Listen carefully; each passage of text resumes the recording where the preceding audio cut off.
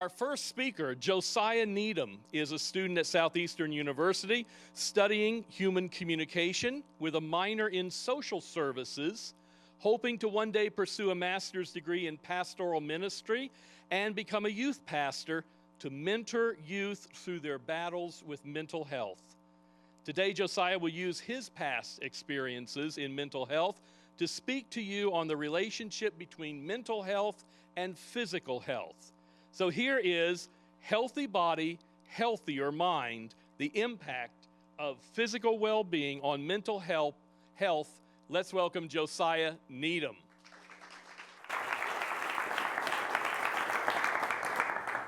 October 20th, 2020. I remember it like it was yesterday. I open my eyes and I'm overwhelmed by the beaming lights. The constant beeping of machines fills my ears, and I can feel wires upon wires attached to my body. It isn't until I look to my right and I lock eyes on a nurse, average height, dark hair, that I realize what had happened. I had attempted to take my life for the 7th time. A few minutes later, I was informed that I had consumed over 150 pills at one time and was awaiting a room in the ICU. Instantly, my mind was filled with questions. Was my family okay? Who had seen me take these pills? And was I going to live? But the main question that filled my mind was what needed to change. I knew that if I was blessed with the opportunity to live past those next few days, that something needed to change.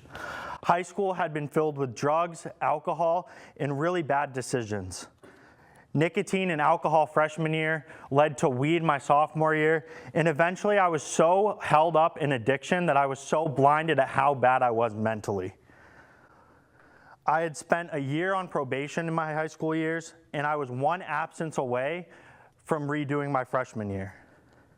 Well, for those of you wondering, I lived. And I am a student here at Southeastern University studying human communication with a minor in social services, hoping to one day pursue a master's degree in pastoral ministry to become a youth pastor to minister to those who were where I was. I am pursuing counseling and medication to this day, and if it weren't for my mother who held my hand in that hospital bed on October 20th, telling me about the gym and healthier food options, I would not be able to sit here today and say that since October 20th, 2020, I have not attempted to take my life. Today, I want to run you through the 3 P's of how physical health improves mental wealth. It is proven, it requires patience, and it takes practice. It is proven. The hypothalamic pituitary adrenal axis, we'll refer to it as the HPA axis, is the main stress response system in the brain. It improves with physical exercise. Some dysfunction symptoms of this include exhaustion, difficulty handling stress, increased anxiety, and increased symptoms of depression. Physical exercise and healthy eating also changes the chemical levels within your brain. One of those being serotonin, which affects your mood, learning, and memory, all huge parts of being a college student.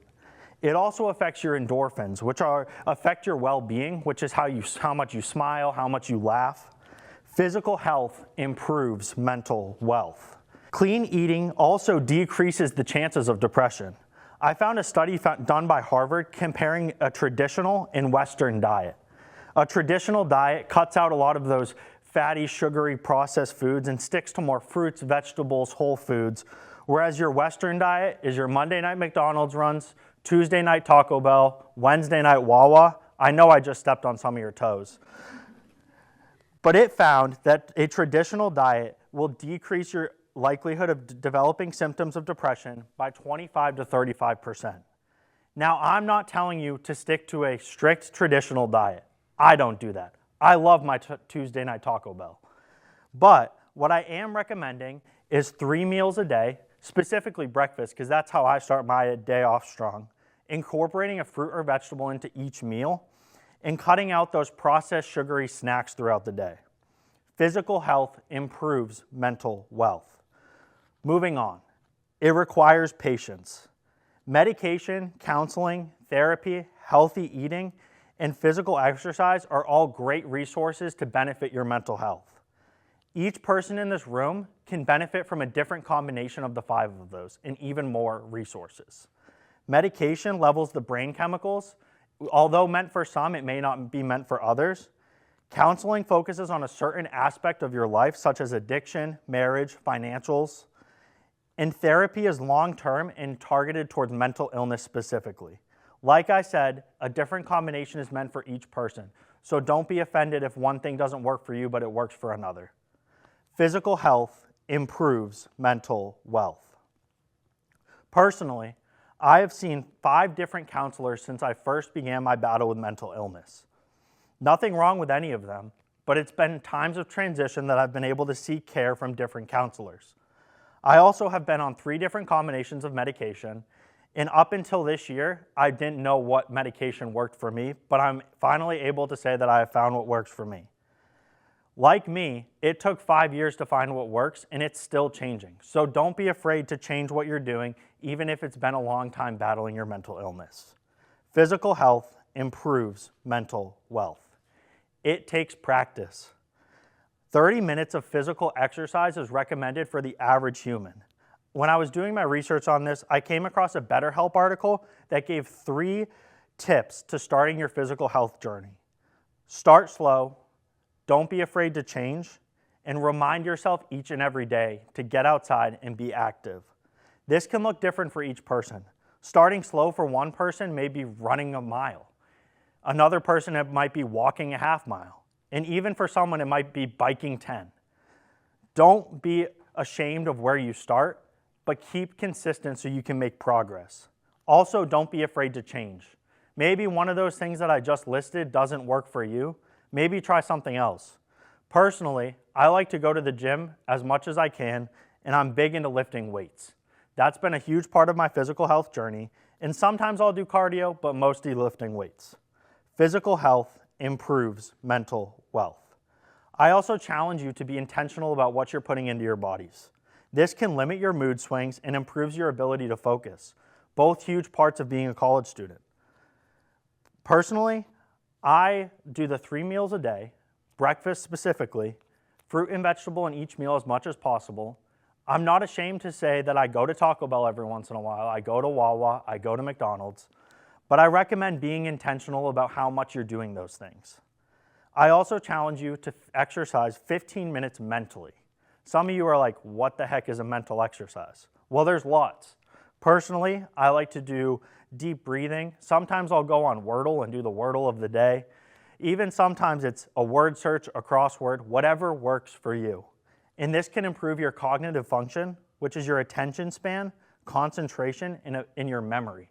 All also huge aspects of being a college student. Physical health improves mental wealth. So before I close, I'd like to recap the 3 P's of how physical health improves mental wealth. It is proven, it requires patience, and it takes practice. No person in the room today has the same struggle nor solution.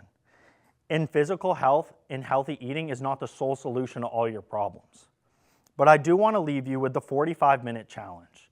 That includes 30 minutes of physical exercise, 15 minutes of mental exercise, and being intentional about what you put in your body. 1 Corinthians 6, 19 through 20 states, "Do you not know that your bodies are temples of the Holy Spirit, who is in you, whom you have received from God? You are not your own. You were bought at a price. Therefore, honor God with your bodies." The Bible itself tells us to honor God with the bodies He has gifted us. So treat exercise and healthy eating as an extension of gratitude to Him for the body He carefully knit. I challenge you to do this for 1 month. 30 minutes physical, 15 minutes mental, and keep in mind what you're putting into your body. Even journal how you're feeling. That'll help big time because when you get to the 30th day, look back at day 1 and see how you were feeling on day 1 versus day 30. This may not work for you, but it may work for the person sitting next to you. And as someone who sat in a hospital bed on October 20th, 2020, wondering if I was going to live or die, I have learned how physical health improves mental wealth. Thank you.